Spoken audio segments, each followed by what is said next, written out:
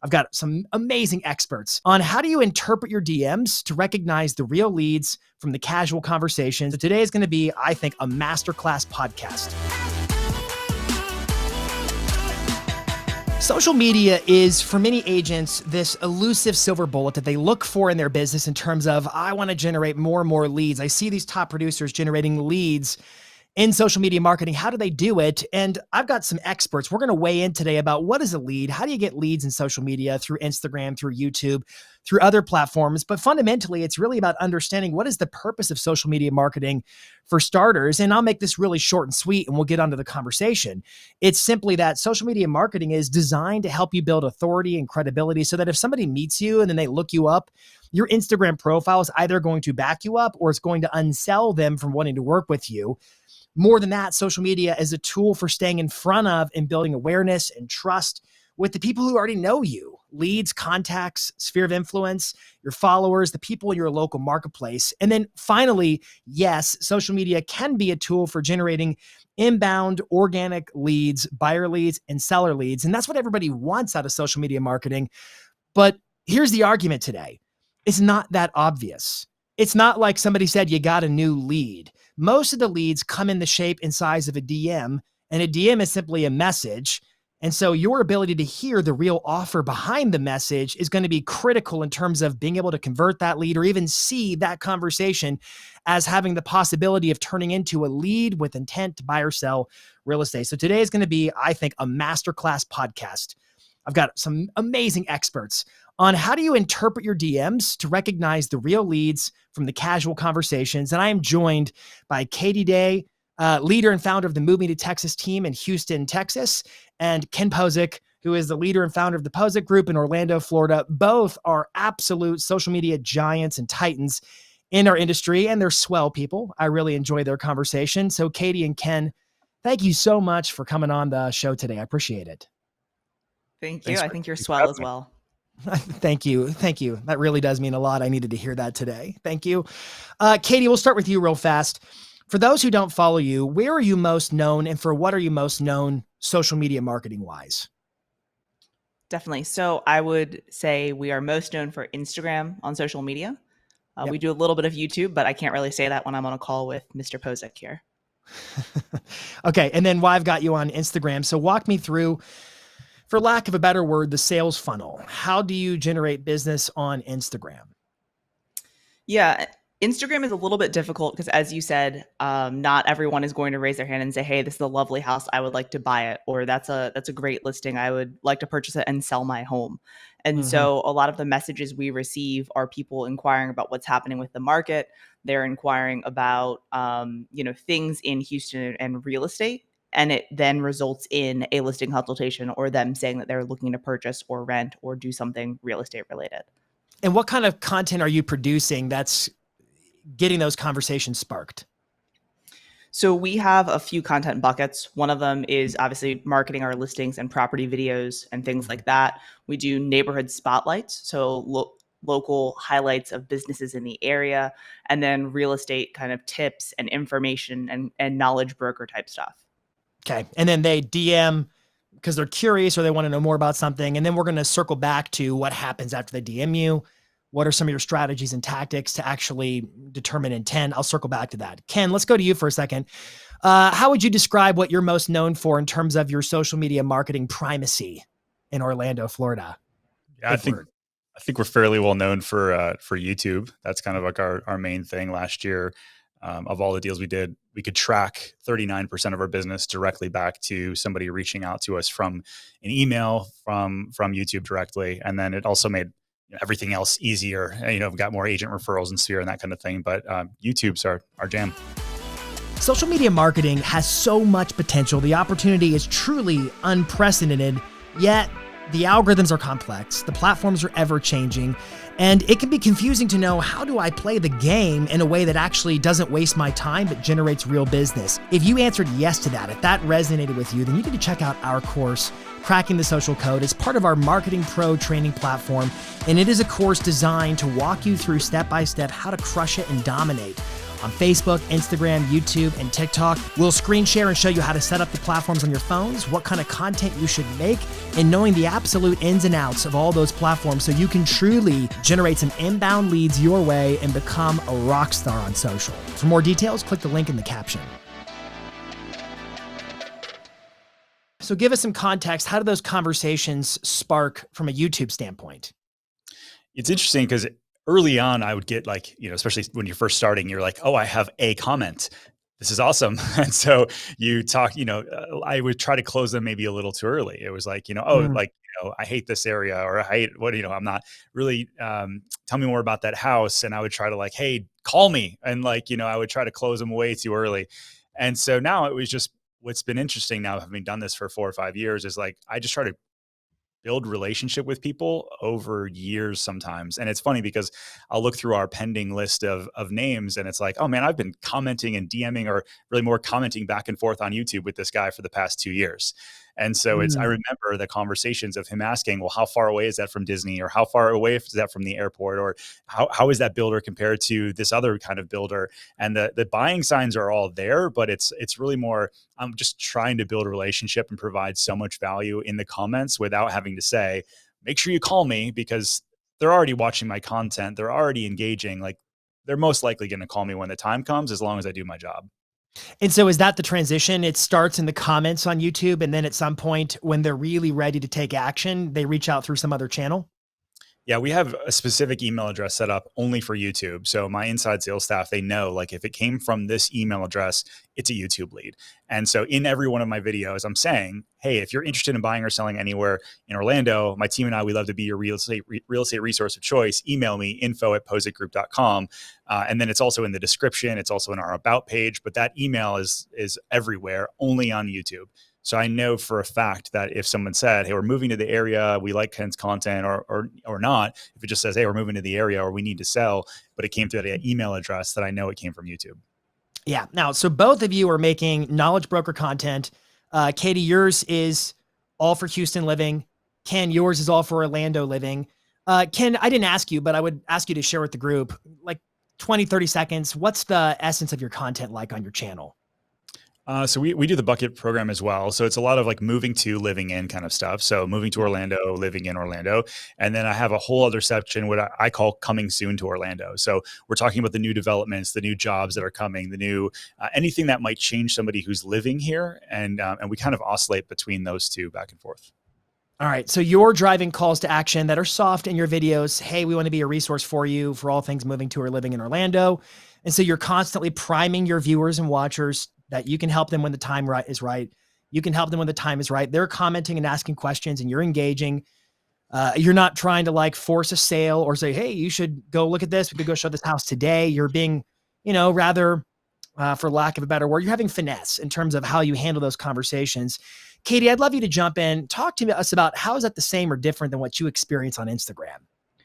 Well, so I think one of the biggest differentiators is that YouTube, you can't really have a private conversation. They have to take it to Instagram, or they have to take it to email or call you, right? Because they're making comments on your video, and they're not going to go into all of their details of their search. That'll normally be an email or a call or a DM or whatever it may be. And so you do at some point want to take them off the platform, right? And my thing on Instagram is I want to keep them on the platform for as long as possible.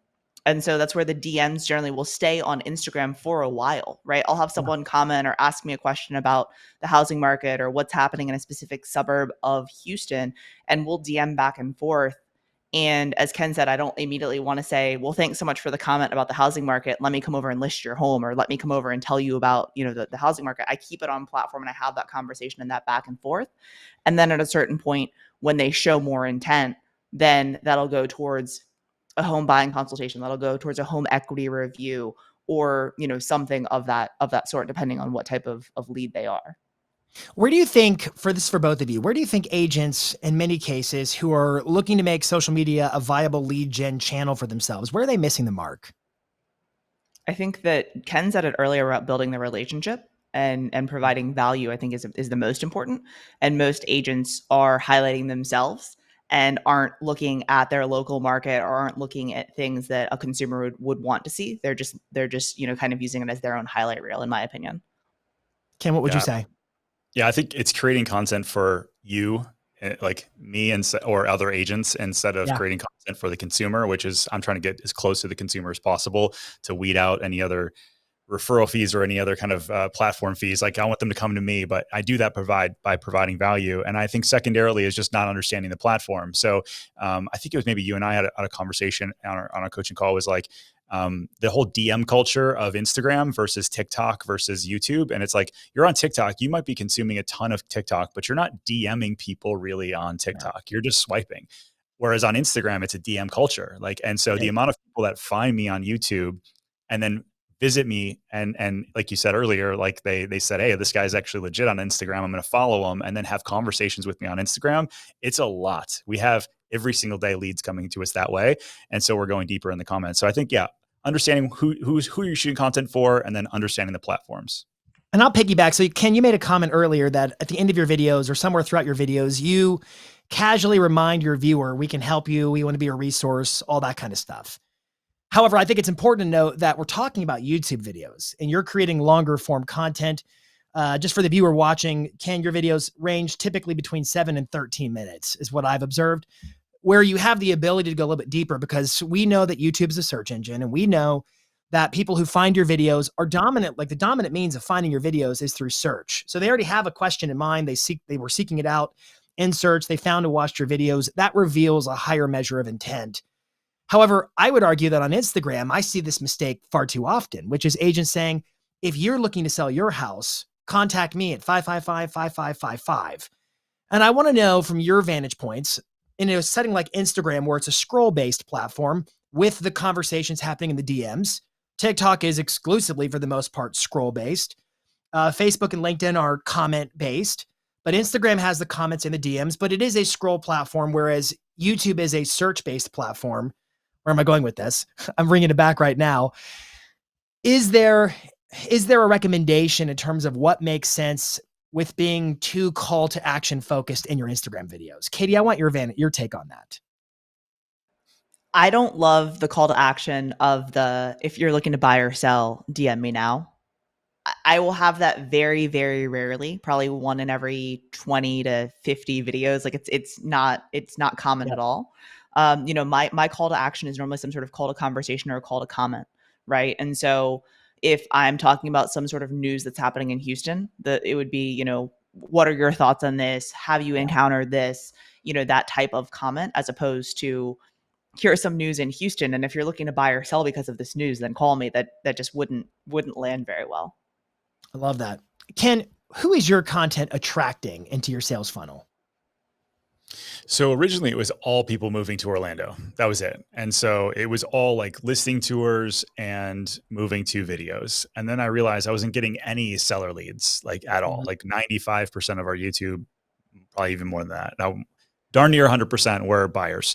And so when I started switching to the local based content, the news based content, all of a sudden our subscriber base started changing, our viewers started changing. And so I do these lives every Thursday night at 7. And one of the first things I always say is like, hey, and it's really to help the algorithm more than anything, but I'm like, hey, let us know down below, where are you guys watching from today? And it used to be 100% of it was outside of Orlando. Now it's 50-50.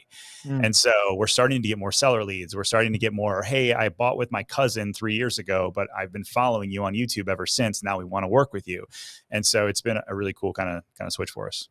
I love that. Katie, how about you? What are you experiencing? So on Instagram, about 15% of my base is in Houston. Okay. And then the rest is outside of Texas or outside of Houston. Which that's a really high percentage for an Instagram account to have Houston in a local based market.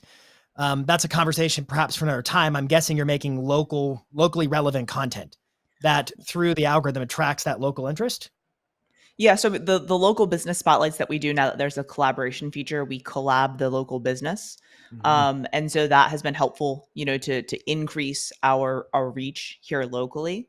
And then, a lot of the green screen type videos and things like that are all, local Houston, what's happening here type content. So rather than taking, a national news article, we're taking, Houston Business Journal, Houston Chronicle, and the different local publications here. Are you getting a mix, Katie, in terms of leads from agent to agent, local buyers, local sellers, referrals? Is it a mix, or are you getting like a heavy dose of one of those groupings in terms of where the actual lead gen is coming from on Instagram? I would say all of the above. You mentioned earlier past clients and Sphere as well. So I think it definitely keeps us top of mind with past clients and Sphere. We get a lot of agent to agent referrals that are direct DMs on Instagram. And then, obviously buyers and sellers as well. But what I've noticed is a lot of times buyers or sellers will submit an inquiry on our website, or they'll call or email. And then when I go to the appointment, they tell me, hey, I've been following you on Instagram. Or when I talk to them before the appointment, hey, I've been following you on Instagram, and blah, blah, blah, whatever. Or at the appointment itself, they'll say, hey, on Instagram, you posted this video, and it's a video from like 6 or 12 months ago. And I'm like, that was forever ago, and they were kind of taking notes and watching, right? Yep. And there's that memory, like what Ken mentioned of, I remember these comments. I remember this conversation. They've been going through the motions for some time now, as their intent has been maturing. And now they're willing to kind of come out of the woodwork and reveal themselves with their questions. When you get leads, let's say it's in your DMs, is it obvious or is it not always obvious? I would say for Instagram, it's not always obvious. We have a listing that is closing this week, and they commented on one of the posts and, on my weekly market update, and said, I'd love information on my neighborhood.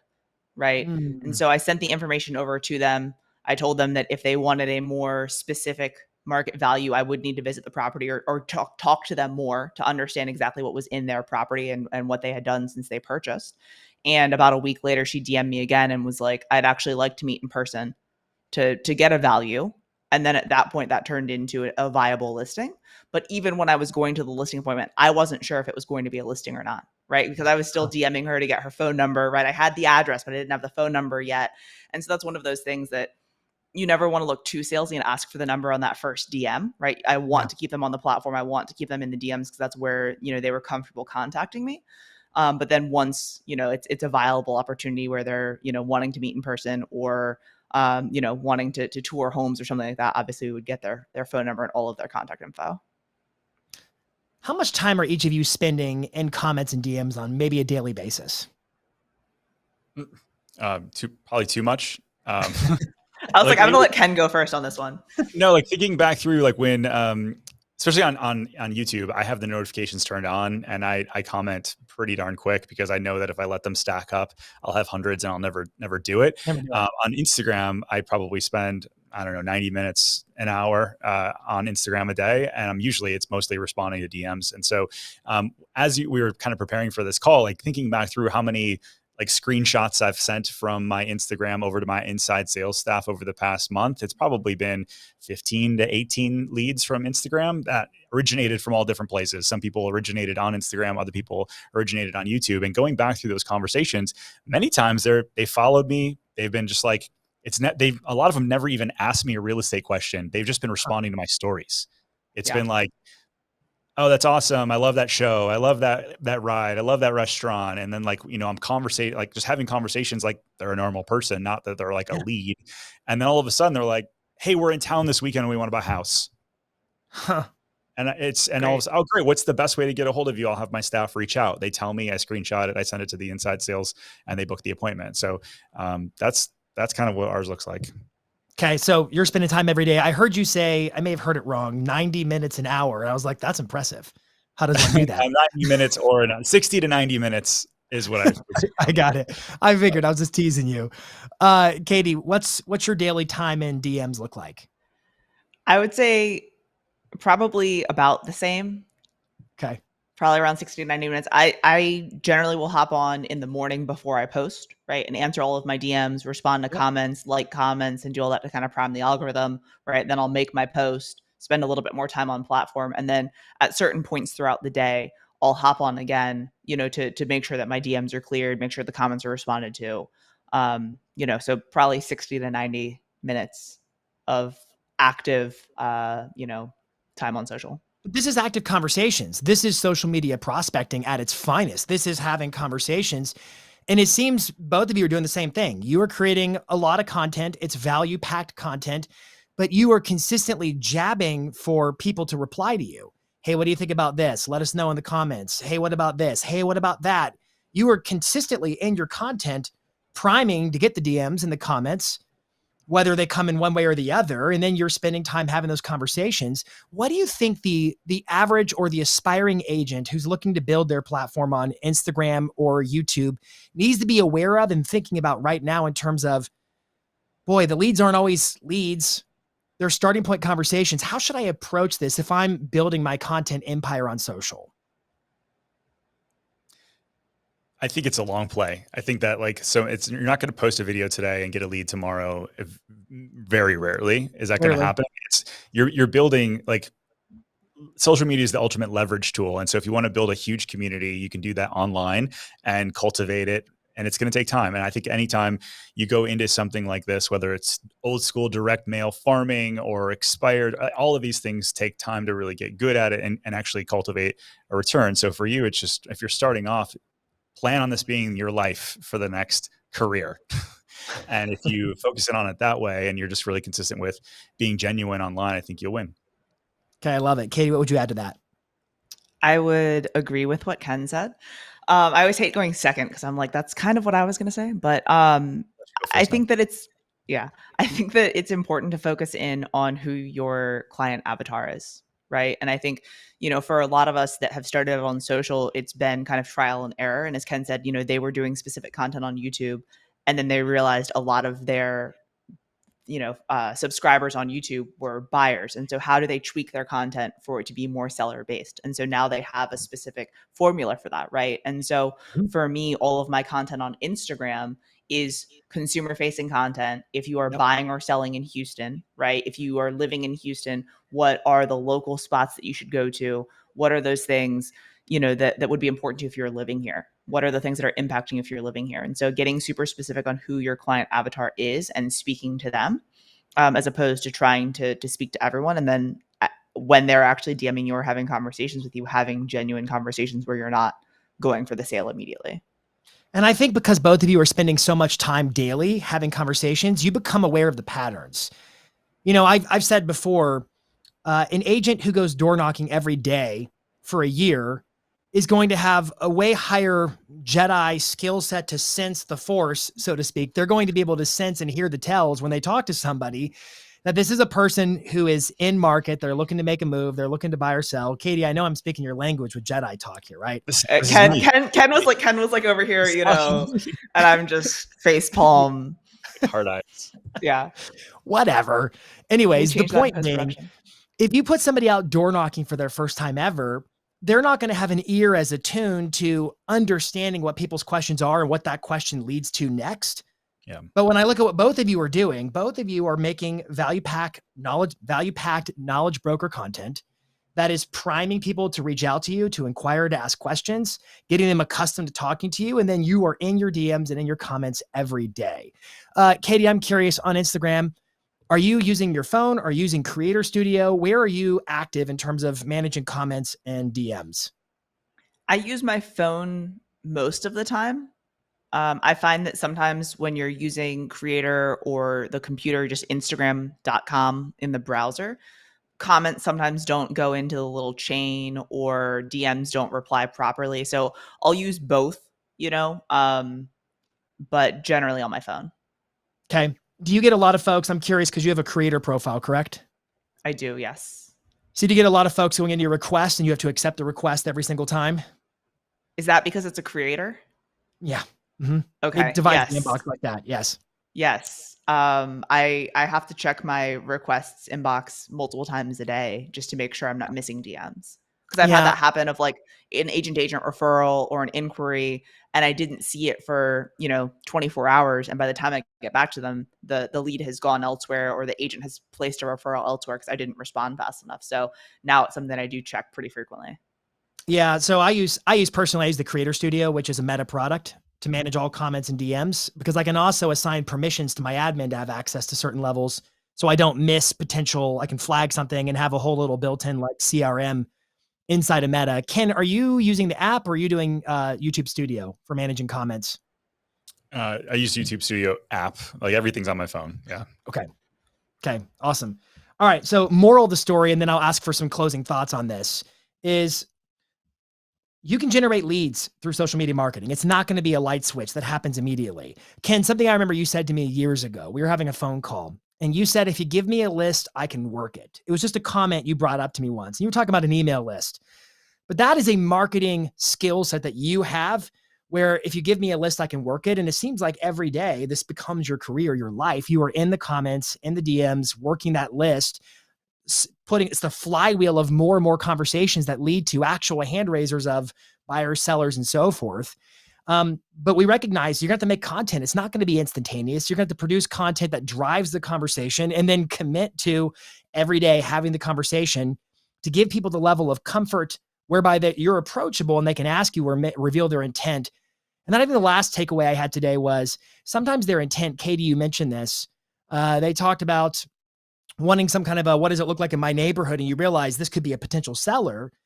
And you had the wherewithal to ask the right series of questions that revealed that intent. And I think too many agents, they post a listing video and somebody's DM says, cool listing. And they're like, thanks. And that's it. And they don't continue the conversation, which means they're losing the leads that are coming into their DMs or the possibilities. Hopefully that thought is coherent to everybody listening right now. But what would you add to this dialogue of being a content marketer who's making content that's driving conversations to cultivate leads through messages? When you have someone that raises their hand or comments or DMs or whatever it may be, asking as many questions as possible is the most important thing. And so that's generally what, in that, like staying in that curiosity space, right? That we talk about and that we hear about. And so that's something too, that when you're prospecting, say you're cold calling, that's generally what you want to do as well. Right. And so when you think about this as just another form of prospecting, asking as many questions as possible, I think is the most important thing. See, I would think that for most people who are getting an influx of DMs, they're looking to resolve open loops, answer questions and be done with it. But you're saying the opposite. You're saying, no, answer in such a way that gets more conversation flowing, correct?